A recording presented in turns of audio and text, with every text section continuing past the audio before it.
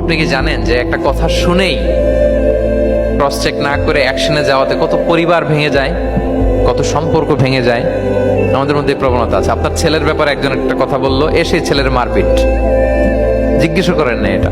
আপনার মেয়ের ব্যাপারে একজন এসে একটা বাজে কথা বলছে, এসেই আপনি মেয়ের সাথে খারাপ আচরণ।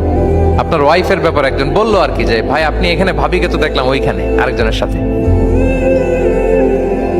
আপনি এসেই আপনার স্ত্রীর উপর চড়াও অথবা গায়ে হাত তুললেন।